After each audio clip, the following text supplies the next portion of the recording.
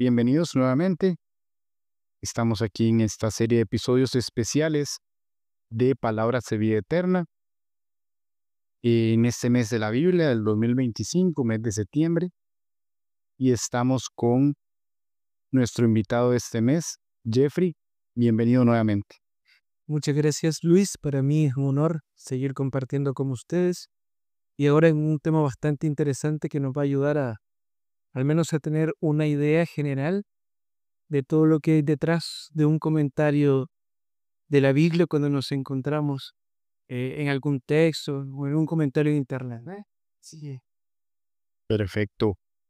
La primera pregunta que tenemos para hoy es, ¿qué es explicar la Biblia?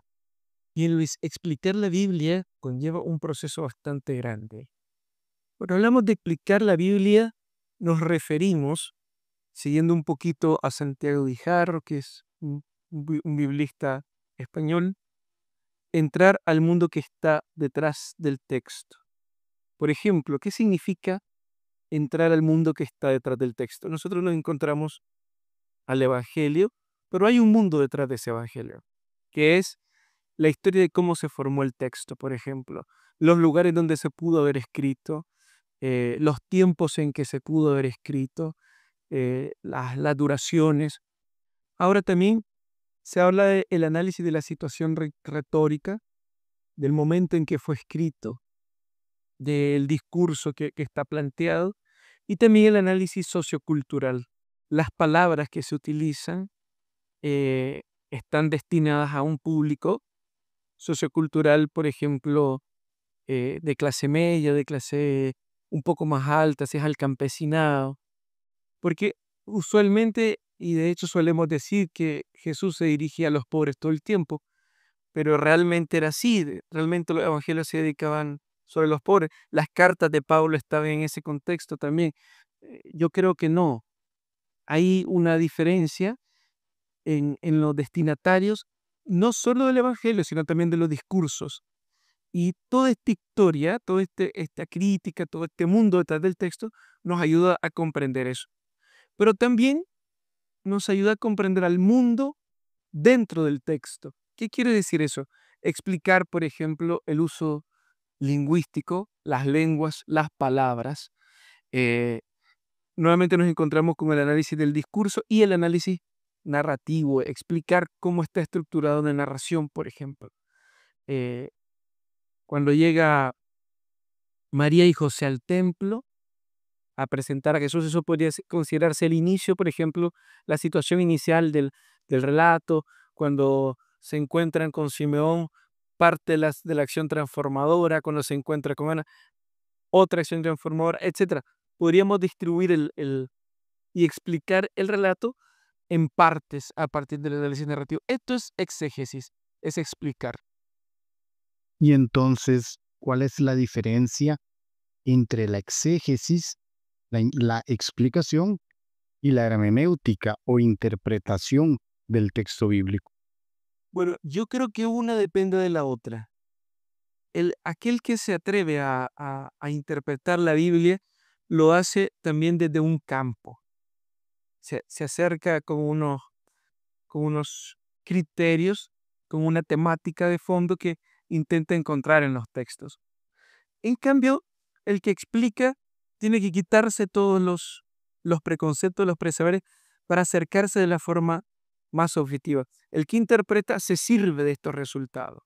Bueno, por ejemplo, alguien que interpreta la Biblia podría decir, eh, en el caso, por ejemplo, cuando Jesús le da a Pedro la potestad de atar y desatar y se le da la llave, entonces alguien que interpreta podría decir, o alguien que explica podría decir, aquí está, esto tiene base en la autoridad que tenían las autoridades judías respecto de expulsar o no a alguien de la comunidad. Y aquí viene la interpretación. En la iglesia hoy, las autoridades de la iglesia tienen la posibilidad de perdonar los pecados o no perdonarlos, y eso sería una forma de expulsar o mantener, por ejemplo. Ahí hay un ejercicio de interpretar a partir de lo que ya había una explicación. Interpretar exige ponerse delante del mundo que está frente al texto. es estar en el mundo delante del texto y es hacerle una propuesta al lector, un análisis de la respuesta del lector, cómo se puede responder a esta propuesta. Y esto se hace lógicamente de una hermenéutica creyente. No se puede sacar de ese contexto. Ahora, para interpretar te puedes acercar de diversas perspectivas. Por ejemplo, en América Latina, en los años 60, 70, 80, existió una forma muy propia de acercarse, que es la teología de la liberación. Entonces, en medio del contexto del sufrimiento, de la opresión, de las violaciones de derechos humanos, etcétera, se hablaba de acercarse desde un espíritu liberador, desde una hermenéutica liberadora. Entonces, eso es interpretar, por ejemplo, estas corrientes lo hacía mucho con el Éxodo, así como la salida, Dios es un libertador de su pueblo, Dios también quiere liberar al pueblo hoy de las dictaduras. Era como lo que se hacía en aquel momento, ¿no? Entonces, eso es un poco el ejercicio de interpretar, hacer una propuesta a partir de la lectura. Y es tal vez lo que intentamos hacer en el podcast, en las lecciones divinas. Tenemos una primera parte que se intenta dar una explicación del texto en su contexto, por qué se dijo lo que se dijo, qué significan las frases que están ahí, qué significan las palabras que pueden ser un poco complicadas, y después pasar a la parte de interpretación, ok, ya teniendo claro eso, ¿cómo lo vemos ahora en nuestro presente? ¿Cómo se ve reflejado eso en nuestro presente? Y hacer ese proceso realmente es muy rico, porque a veces un texto que nos parece completamente conocido, lo hemos escuchado mil veces y siempre se le da una interpretación tal vez un poco moralista o un poco desde otra perspectiva, al colocarlo en ese contexto en el cual fue escrito, agarra mucho más sentido y nos habla mucho más a nuestro presente las situaciones que podemos estar viviendo. Definitivamente, Luis. Ahora, una situación o una cuestión que se vuelve un poco compleja y difícil al momento de acercarnos a la Biblia es querer agarrar un texto y sacarlo de su realidad, porque un texto bíblico habla en su realidad. Por ejemplo, yo no sé si alguna vez vos te encontraste con algunas personas que decían, estas palabras no las pudo haber dicho Jesús. Y hoy lo escuchamos de vez en cuando en algunos sectores no católicos que dicen, a Jesús no pudo haber dicho eso, ustedes están siguiendo una serie de discursos armados. Aún dentro de la iglesia, dentro del estudio bíblico, existió una época, una búsqueda por las palabras originales de Jesús. Entonces, decir esto sí lo dijo Jesús, esto no lo dijo, es como arrancar de la belleza del relato, arrancarle una pieza importante. Entonces, ¿qué te quiero decir con esto? Que nosotros recibimos un texto como tal, un texto formal, elaborado, que ha tenido muchas capas, muchos trabajos, ha pasado por un periodo de compilación, de, de, de ser armado, inclusive por muchas piezas y los descubrimientos que se han hecho es de papiros, de documentos, de escritos, que lo hacen muy rico. Entonces nosotros no vamos a desmembrar, vamos a recibir el texto tal y como está y vamos a hacer que hable, así como efectivamente hacemos en la lección divina. Sí, claro, yo en algún momento escuché, por ejemplo, que las únicas palabras que estábamos seguros que había dicho Jesús eran aquellas que están en arameo, ¿verdad? Elí, Elí, lema sabactaní, y Abba, por ejemplo, que dirá en algún momento, que son palabras que se conservan en la Biblia en el idioma de él, en el arameo que hablaba Jesús, porque sabemos que el Nuevo Testamento está escrito en griego, los evangelios están escritos en griego. Entonces, por lo tanto, esas palabras que se conservan supuestamente eran las más originales de Jesús. Y hay otras palabras que hemos hablado, por ejemplo, vos y yo, que tal vez es difícil que las haya dicho Jesús. Por ejemplo, el que quiere seguirme, tome su cruz y me sigue, porque es un poco difícil que Jesús directamente haya hecho referencia a la cruz, que era tan humillante y que lo haría quedar como Oiga, ajá, para algo que era para los criminales, ¿verdad? y que lo haya dicho también antes de la crucifixión. Y esto nos hace volver a aquel podcast en el que hablamos de que los evangelios fueron escritos hacia atrás. Primero hubo un acontecimiento completamente renovador que fue la resurrección, y a partir de ahí entonces ahora se escribe la historia de Jesús con una lógica completamente distinta, ahora ya traspasada por la cruz y la resurrección. Entonces, ahí uno tiene que saber entrar en eso ahora. La gente que se dedica a explicarnos la Biblia, eso es precisamente lo que hace.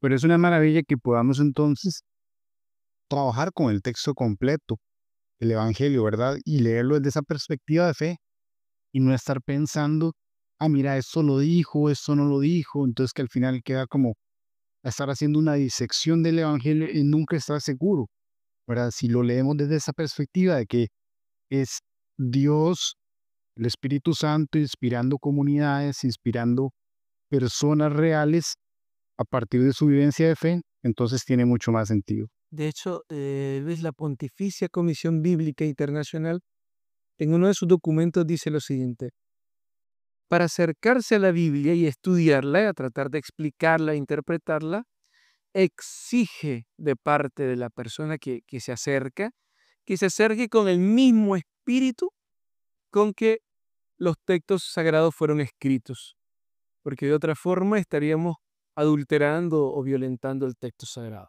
De hecho, este texto, este documento completo sobre la interpretación de la Biblia, de la Pontificia Comisión Bíblica, vamos a dejar un link, un enlace en la descripción del podcast para que si ustedes quieren profundizar más en ese tema que estamos hablando, puedan revisarlo y leerlo con calma.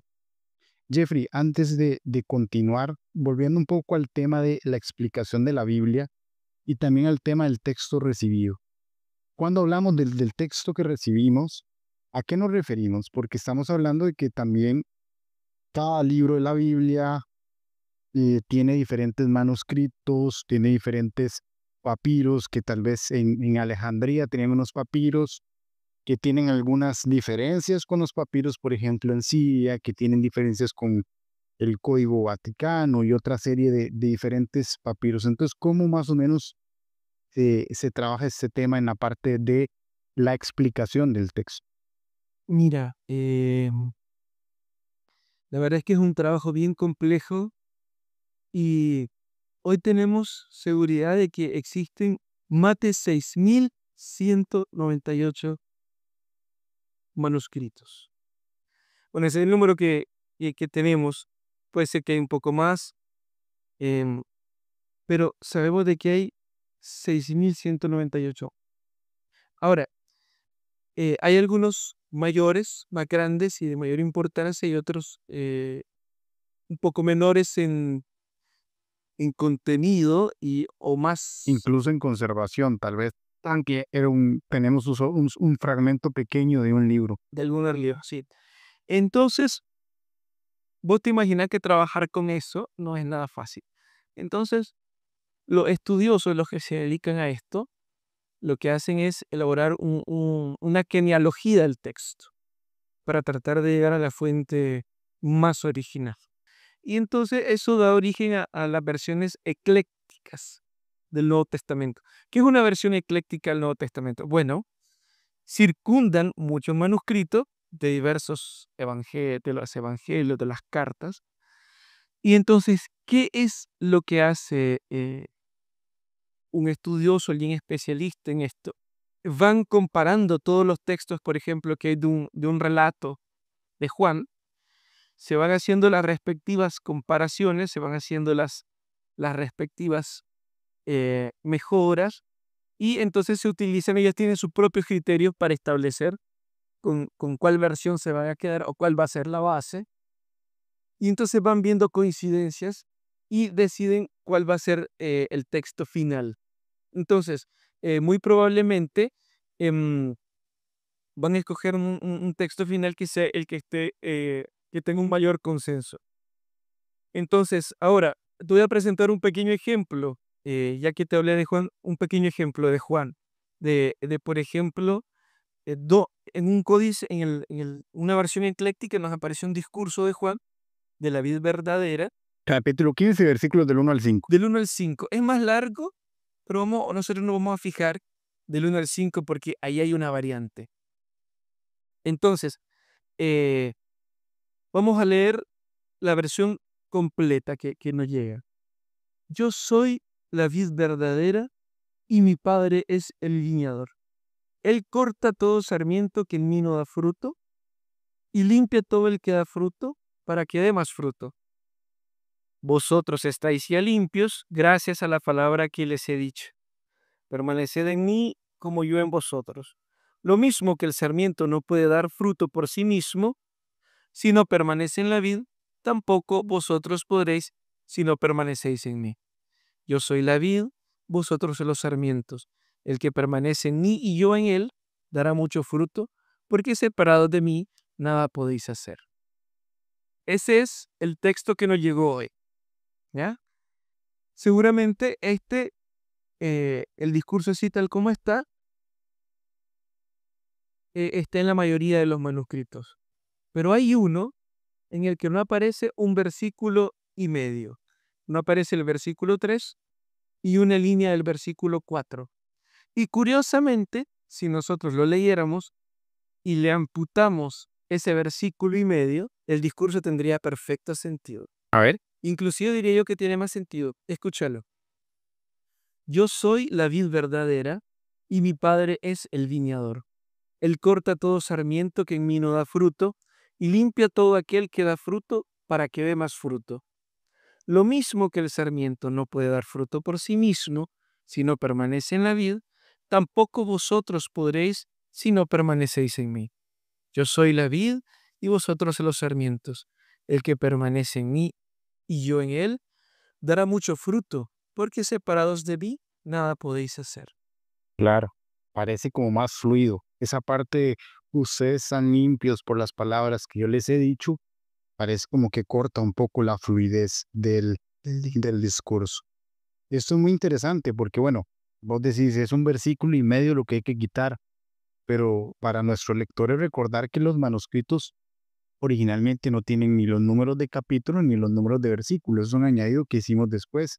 Entonces es incluso más fácil que hayan este tipo de omisiones y añadidos porque no era como que, mira, no nos dimos cuenta y quitamos un versículo.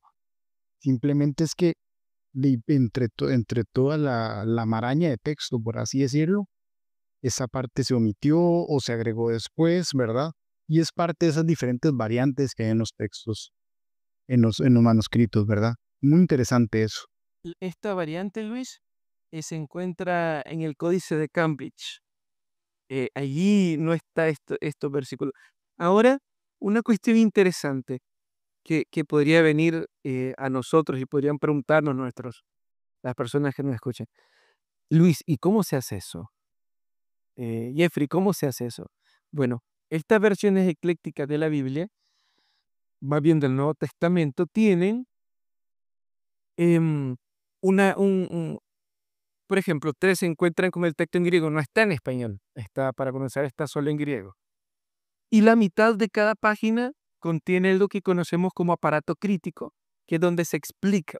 Ahora, no creas que se explica con palabras, se explica con signos. Entonces, por ejemplo, vos te encontrás el texto en griego, lo vas leyendo y de repente te aparecen dos signos, ponte tú,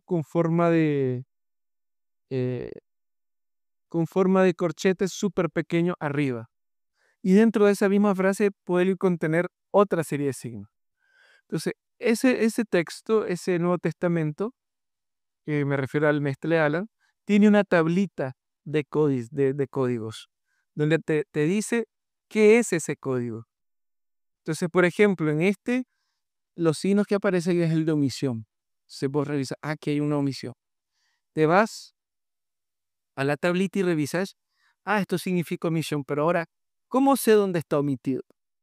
Entonces ahora te vas al aparato crítico que está en la mitad de la página y ahí dice, omitido en tal códice, en tal códice, en tal códice, en tal códice.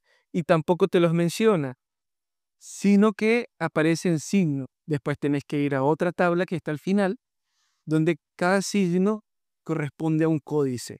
Y así como uno comienza a hacer el trabajo de explicación. Por ejemplo, en este discurso de la vida verdadera, que del 1 al 8, una de las secciones del discurso, hay no menos de 16 variantes. No menos de 16. Aquí estamos hablando de uno.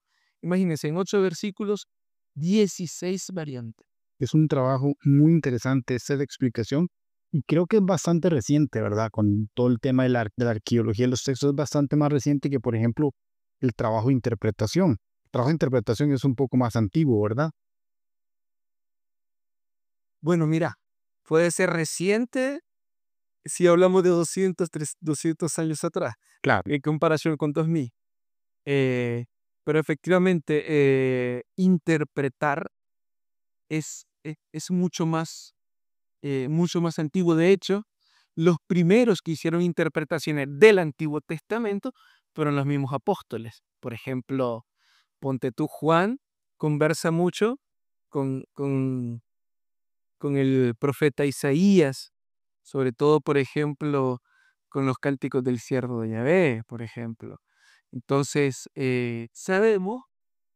El mismo Mateo pasa y haciendo citaciones del Antiguo Testamento para demostrar el cumplimiento de esas profecías en Jesús. Jesús.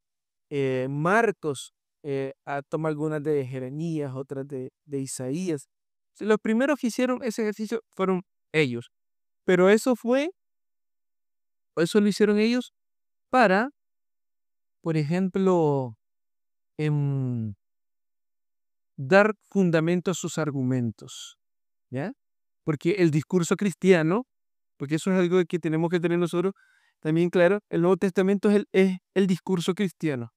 Mira qué interesante, por ejemplo, otro ejemplo de interpretación, cuando Pedro cita a los apóstoles para sustituir a Judas y dice, como está escrito en la escritura, como se dice en la escritura, que otro ocupe su lugar. Ahí hay ejercicio de interpretación. Ahora, después de esta elaboración del discurso cristiano, nos encontramos que los padres de la iglesia, que son muy importantes para nosotros, inclusive no solo para nosotros, te cuento, los padres de la iglesia son muy aceptados en algunas iglesias cristianas protestantes. Bueno, tal vez no las iglesias más pequeñas que conocemos en nuestros países, pero hay otras iglesias protestantes de mayor renombre, que tienen gente que estudia mucho. Generalmente los teólogos, así sea católicos o protestantes, que hacen un estudio serio de la teología, van en algún momento a recurrir al estudio de los padres de la iglesia. Eso es un hecho. Así que yo te quisiera invitar a que escuchara un fragmento, lo podemos hacer juntos si querés, eh, un fragmento de una homilía. Decimos homilía entre comillas porque si vos la leyeras completa, es una cuestión grandísima. Algunos dicen que es como un tratado de cristología. eh, y para hacer una homilía en una celebración es grandísima, pero en este contexto litúrgico está en el texto porque ese es el título que tiene. Pero bueno, vamos ahora a leer este pequeño trozo de la homilía. Inicia, bueno.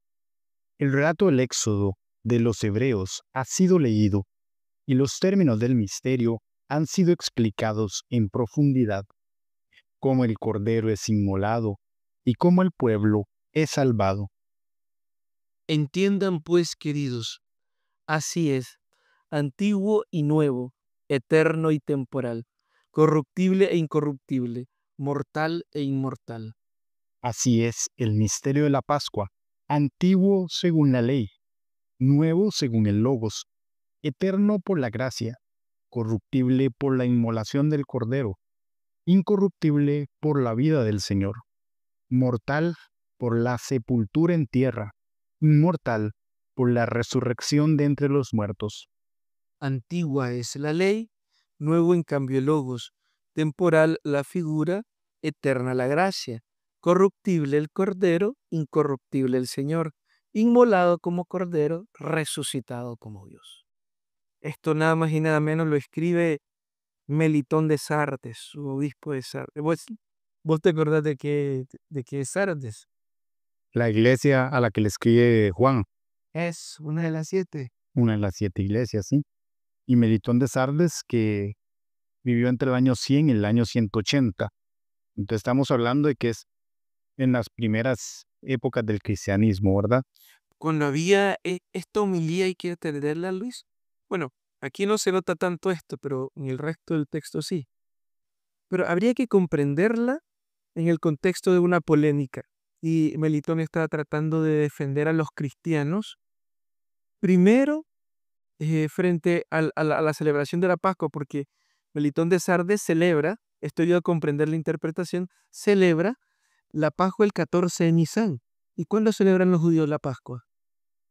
El 14 de Nisan. Entonces, para que no exista la confusión, aquí hay una polémica definiendo, esta es la Pascua real. Porque también hay problema de la Pascua entre la fecha de la Pascua entre los cristianos. Una cuestión bien interesante que vale la pena profundizar. Ahora, ¿vos te fijás cómo Melitón viene a interpretar la salida de Egipto, la muerte de los corderos con la sangre que se pone en los dinteles de las puertas? Y cómo el cordero muere es solo una figura.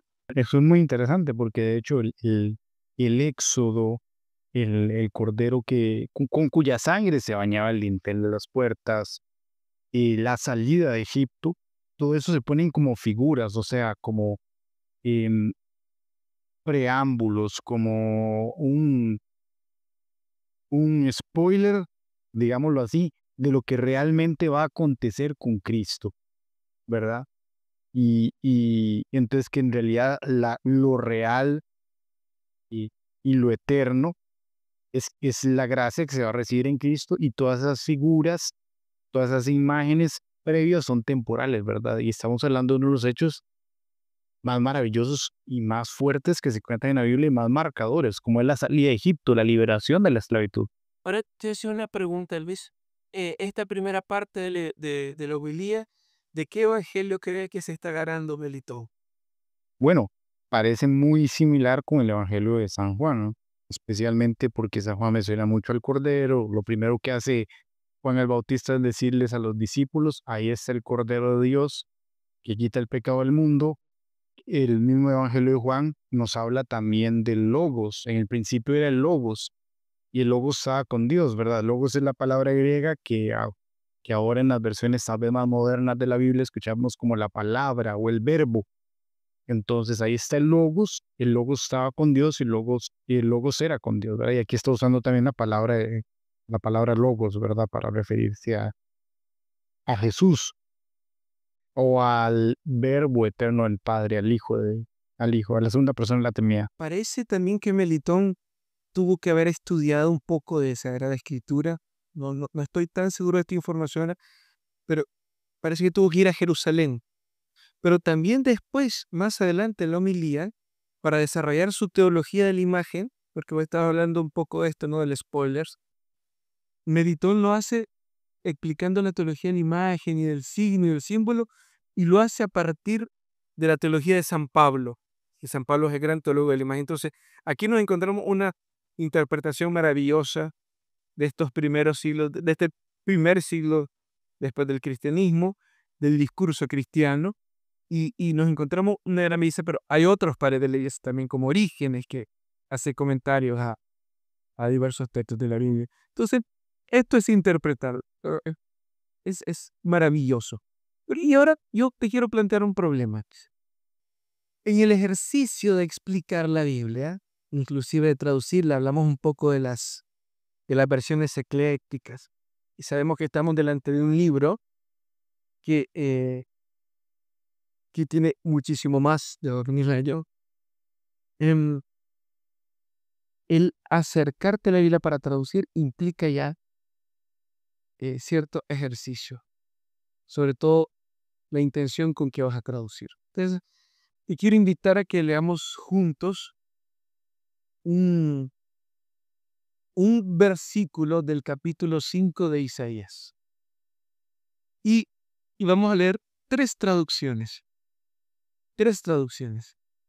La primera va a ser una traducción de la isla de Jerusalén, que sabemos que la isla de Jerusalén está pensada para alguien que quiere estudiar la Biblia y quiere hacerlo en serio. Luego, el libro del pueblo de Dios, que es una traducción más cercana al pueblo, más sencilla. Y la tercera es la Biblia de nuestro pueblo, que es una traducción más poética. Y bueno, también a nivel de estudio tiene un nivel de preponderancia un poquito mayor. Entonces, vamos a leer las tres traducciones y vamos a plantearnos un problema. Muy bien. Entonces, Isaías capítulo 5, versículo 1. Versión de la Biblia de Jerusalén. Voy a cantar a mi amigo la canción de su amor por su viña. Una viña tenía mi amigo en un fértil otero. Vamos con la versión 2, el libro del pueblo de Dios. Voy a cantar a mi amigo el canto de mi amado a su viña. Mi amigo tenía una viña en una loma fértil. Y la tercera traducción, la Biblia de nuestro pueblo. Voy a cantar en nombre de mi amigo un canto de amor a su viña. Mi amigo tenía una viña en un fértil terreno. ¿Ya viste qué interesante? Y, por ejemplo, la diferencia entre escoger la palabra otero, la palabra loma, la palabra terreno, ¿verdad? Ahí el traductor tuvo que hacer una opción, ¿verdad? Porque si tenemos una misma palabra, por ejemplo, una palabra en este caso sería en hebreo, ¿verdad? Porque estamos hablando de Isaías. Tenemos una palabra en hebreo que puede significar varias cosas en español. ¿Cuál de esas escogemos para incluir en nuestra traducción? Y ya de ahí vamos, por decirlo así, sesgando la interpretación que se puede hacer después con esa traducción. Mira qué interesante, por ejemplo, en la segunda traducción, en la Biblia, eh, en la Biblia que se llama el libro del pueblo de Dios. Aquí se multiplican los personajes. Está el primero, el que habla. Voy a cantar a mi amigo, segundo personaje, el canto de mi amado por su viña. El que habla tiene un amado, le va a cantar a su amigo y el que está cantando. Tres personajes hay ahí. ¿Sí? Interesante. De hecho, por ejemplo, en la Biblia del pueblo de Dios, habla que va a cantar en nombre de mi amigo un canto de amor a su viña. O sea, nunca mete el amado. Está interesante. Y luego, la Biblia del pueblo de Dios, ciertamente, perdón, la Biblia de nuestro pueblo, ciertamente es más poética. De hecho, tiene muy buena musicalidad eso. Y le cuento que hacer eso, lograr que tenga musicalidad al traducir un poema de una lengua tan diferente a otra, es todo un trabajo, ¿verdad? Porque cuando los poemas tienen musicalidad, tienen ritmo, tienen métrica, tienen rima en su contexto, en su idioma original, pero traducirlo a otro, la mayoría de las veces va a perder la gracia, va a perder el sentido, o va a perder la musicalidad, o va a perder la rima, algo hay que sacrificar. Lograr algo tan bueno también requiere una serie de escogencia, requiere una serie de trabajo y de un conocimiento amplio del idioma también. Sí, eso es lo que logró Alonso Shekel con esta tercera traducción. Ahora, él es un poeta y la verdad que sus trabajos en el Antiguo Testamento son muy buenos. Yo en realidad siempre recomiendo esta Biblia, que no, el Antiguo Testamento es buenísima y no es muy buena también. Así que si alguna vez tenés la oportunidad de comprarte una buena Biblia, yo te sugiero, eh, bueno, Jerusalén también, ¿verdad? Pero yo sugiero esta, es una muy buena versión. Eh, pero ya viste que aún cuando vas a explicar la Biblia y cuando vas a traducir, tenés que subir opciones. O hago una versión muy simple, a veces decimos para que entienda el pueblo, o hago una versión palabra por palabra, aunque pierde el sentido un poco, o aunque en nuestro idioma no pierde un poco el sentido, o a una versión un poco poética, tratando de encontrar el sentido entre lo original y la traducción. Entonces, ahí esas en opciones. Y es que hay muchas cosas ahí que tienen, usted tiene que pensar, por ejemplo, eso que vos decís, una traducción palabra por palabra. Y me acuerdo ahorita, por ejemplo, el caso de Ruth y Boaz. Cuando Ruth va y entonces la suegra Ruth le dice, vaya y le descubre los pies a Boaz. Y eso es una forma solapada de decir, vaya, tenga relaciones sexuales con Boaz.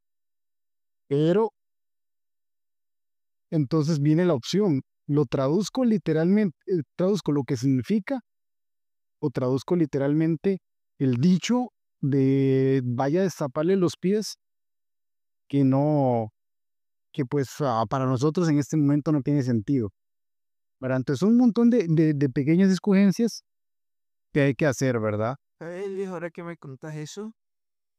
Hay otra isla muy buena para América Latina que se llama, bueno, vamos a dejarles el link, pero sus siglas son La Vía. La Vía. Es una traducción que dirigió Monseñor Santiago Silva Retamal, obispo chileno, que ahora está en Valdivia, el sur de Chile. Personalmente lo conozco. Nos hemos encontrado ahí en algunas ocasiones, no solo. Pero dejando el spoiler, él hace, en esa traducción de la Biblia, él hace hicieron esa opción para hacer que hable más como nosotros pudiéramos comprenderlo. Que no tenga esas formas un poco oscuras de decirlo. Me parece que hay un caso en el que dice que el rey subió y se bajó los pantalones. Y en realidad lo que estaba tratando de decir es que fue al baño. Entonces ahí la traducción dice, y el rey subió al baño. Entonces, claro, la gente de su contexto entiende lo que está diciendo. Nosotros estamos lejos en el tiempo y en el idioma. Y es como que yo le digo a usted, voy a hacer del 2. Usted ahora me va a entender qué voy a hacer del 2, pero de aquí a 100 años, quién sabe si van a entender qué es hacer del 2, ¿verdad? Ahora, ¿qué métodos tenemos para hacer exégesis? ¿Qué métodos tenemos para hacer hermenéutica? Bueno, Luis, tenemos dos tipos de métodos hoy. Bueno, no, tenemos tres tipos de métodos.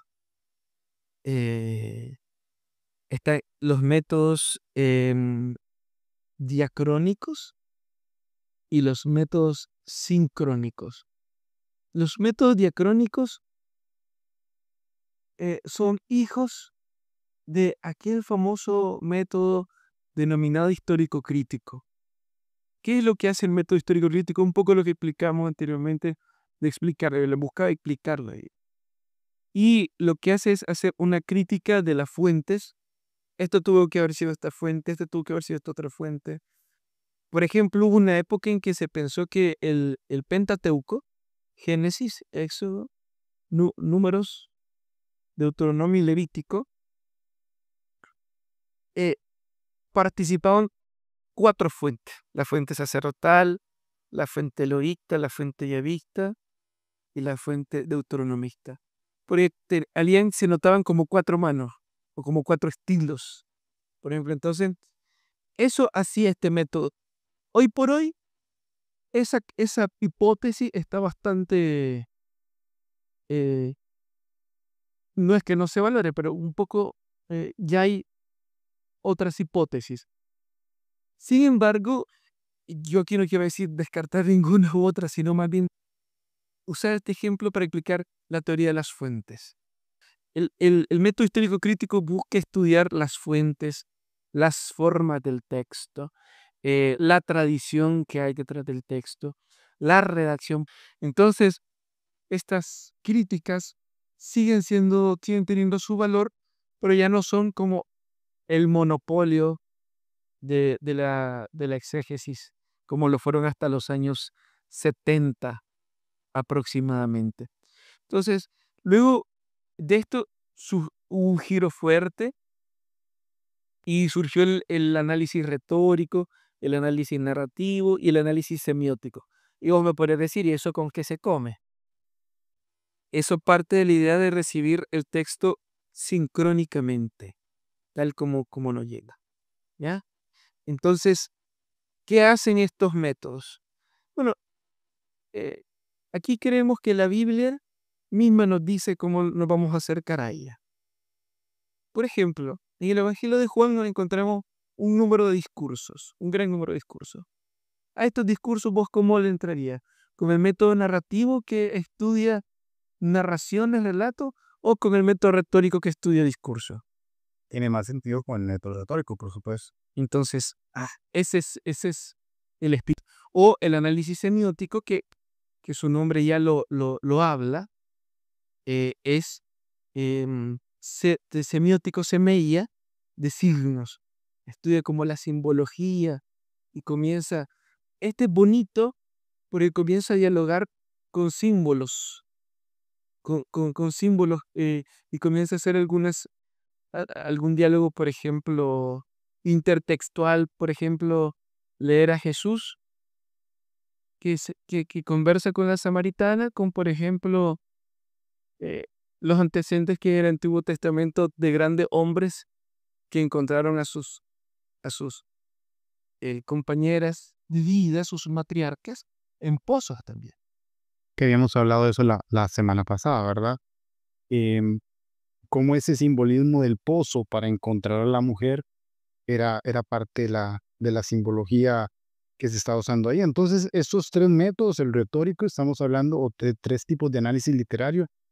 El retórico sería un análisis especial para los discursos, el narrativo, para las narraciones, para las historias que se cuentan, todo eso.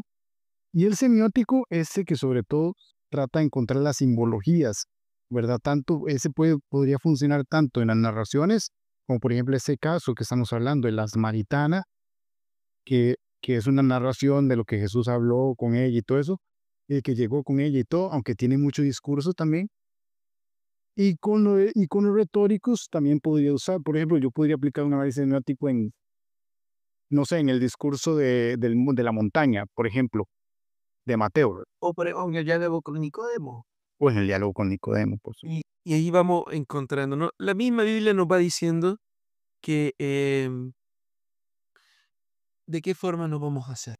Y con esto que hemos hablado, ¿qué opinás vos de simplemente yo agarrar la Biblia y leerla tal y como está y hacer una interpretación, vamos a decir, literal? Esto sería como matar al texto. Sería, esto sería violar en la Biblia. Y tristemente lo escuchamos muy seguido, muchas veces en algunas de nuestras comunidades, en la calle. Y hoy por hoy sabemos que no, esto no es el camino para acercarnos a la Biblia. O sea, si alguna vez escuchamos a alguien que está hablando de la Biblia palabra por palabra, o que sigue esperando que se levante un dragón del mar para que destruya una ciudad, bueno, yo creo que se va a seguir esperando que se levante el dragón, porque no es así, o llegar a sembrar tanta confusión entre la gente como en la época del COVID, que vienen unas teorías ahí conspirativas y que decían que la vacuna que venía de Rusia era porque tenía un chip que se iba a activar una vez que uno recibiera. Yo creo que ahí ya estamos entrando en la locura y en agarrar que la Biblia diga algo que no dice, ni en su contexto vital, ni. ¿Y cómo podemos hacer para que tal vez una persona de los que nos está oyendo, que tal vez no ha profundizado en los estudios bíblicos, tal vez no se considera muy conocedora del contexto bíblico, ¿verdad? ¿Cómo podría ella empezar a hacer su propia lectura de la Biblia y evitar ese tipo de aproximaciones más fundamentalistas, más literalistas? Me fíjate que hice una pregunta difícil. Te voy a decir algo que nos dice un conocido entre oídos. No tiene la pregunta más fácil. Mi recomendación para los que nos están oyendo: todo comienza por una buena Biblia, porque una buena Biblia tiene una buena introducción a cada libro, que te da una ubicación histórica, te da una ubicación contextual, en qué momento se escribió el libro, cuándo se escribió, ¿verdad? El tipo de género que tiene, ¿verdad?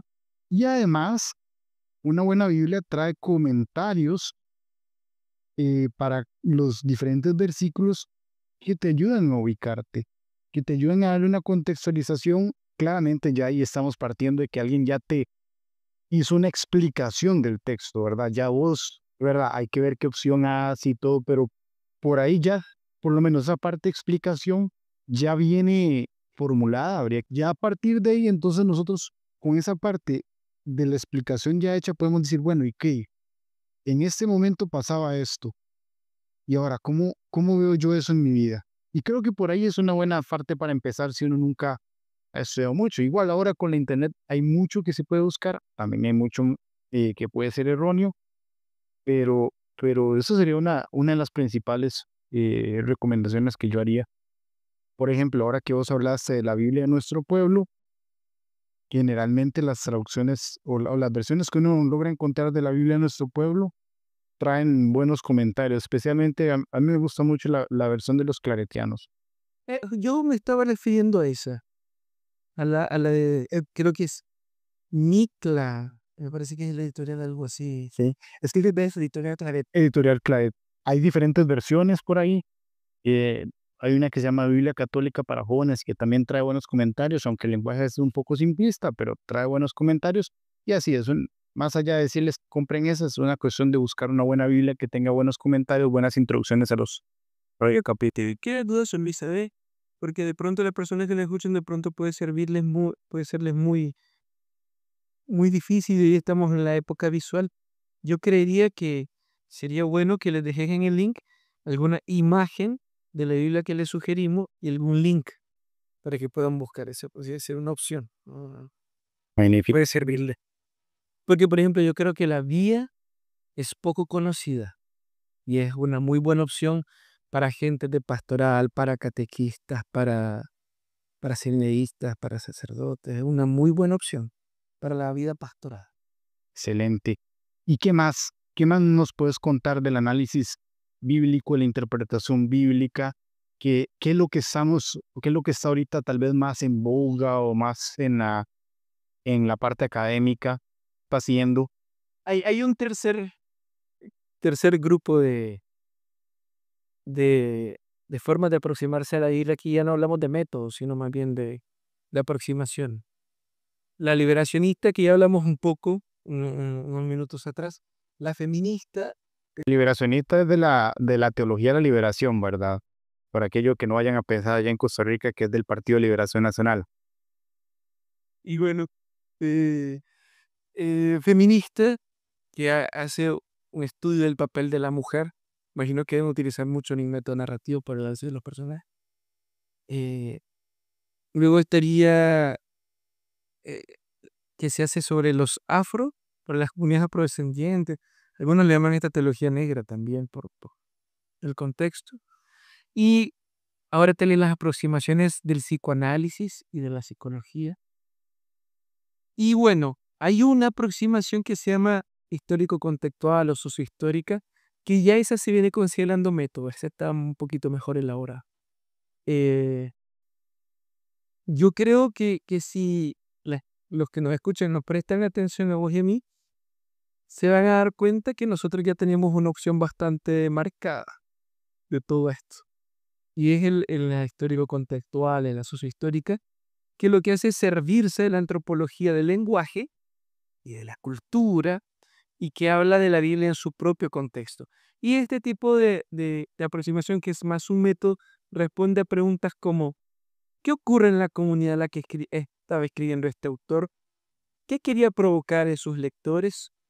Entonces, eh, estas preguntas nos ayudan a acercarnos mucho, por ejemplo, a Pablo, eh, porque Pablo escribe a comunidades en problemas. Pablo estudia comunidades en problemas. Entonces, ¿cuál es el problema que él le trata a esta comunidad? Y se auxilia a la vez de otro tipo de métodos, porque, por ejemplo, en la tercera carta, en la segunda carta a los Corintios, en realidad no hay una carta, hay tres. Eh, Solo que la forma final adquirió esa que está ahí.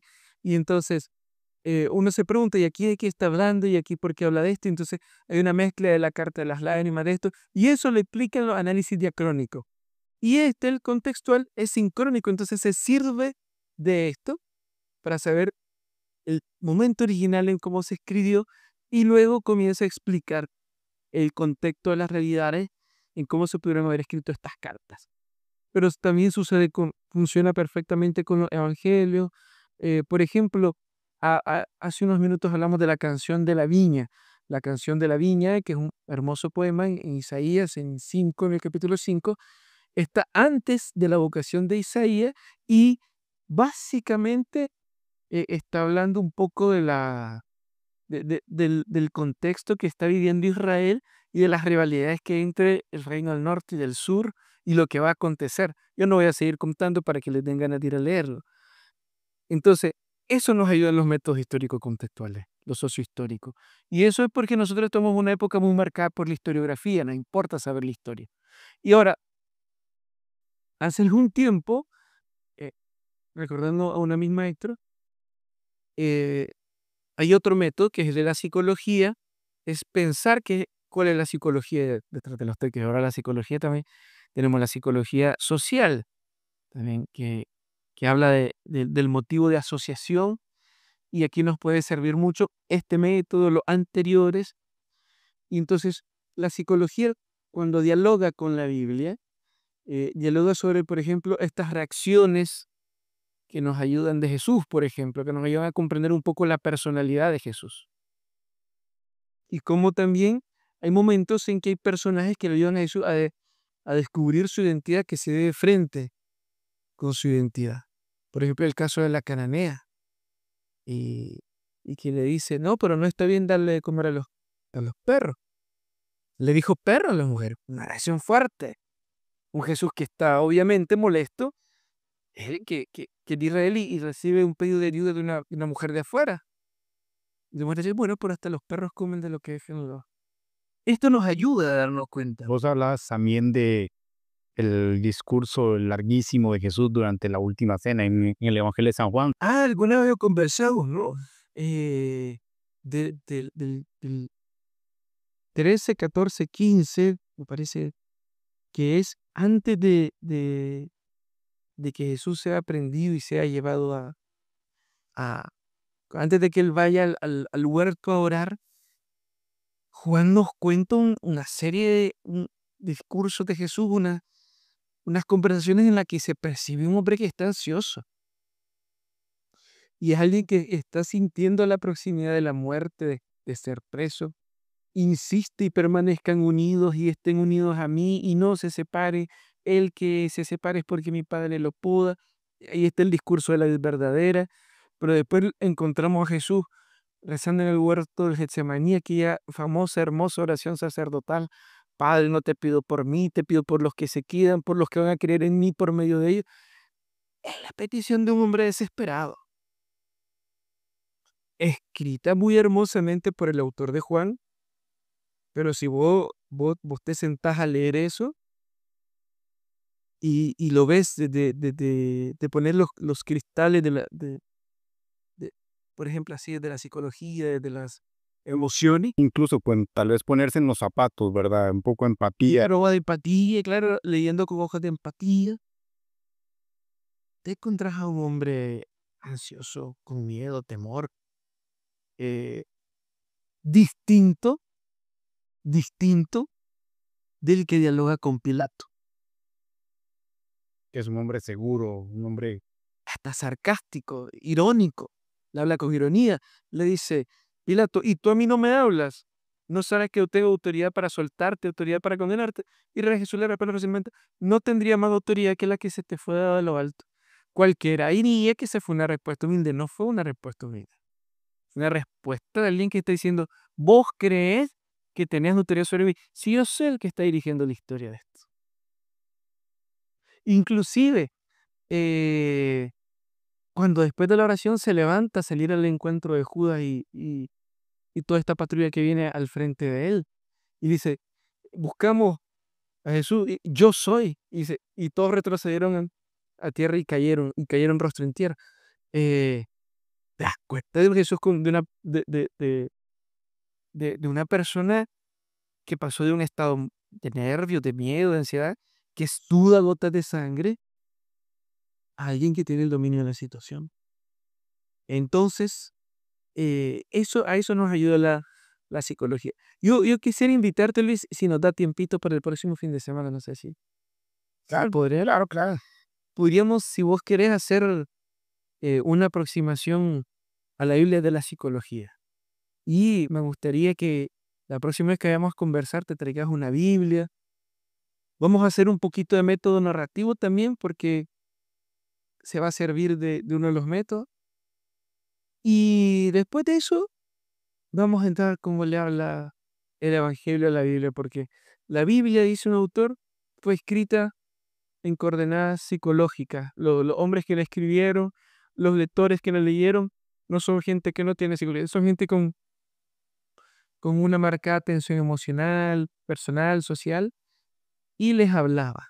Entonces no vamos a tratar de dialogar con el texto de la psicología y vamos a hacer una estructura de método narrativo.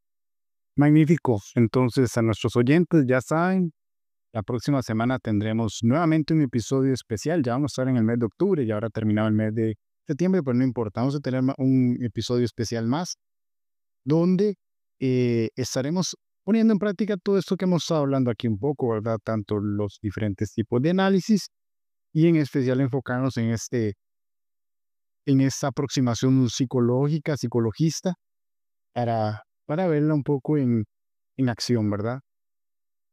Muchísimas gracias, Jeffrey, por tu tiempo.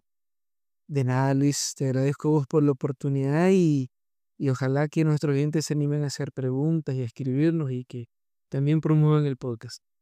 Muchísimas gracias. Sí, denle me gusta, sigan el podcast y recuerden que estamos también con la campaña de responder sus preguntas tanto en nuestras redes sociales, arroba PVE-podcast,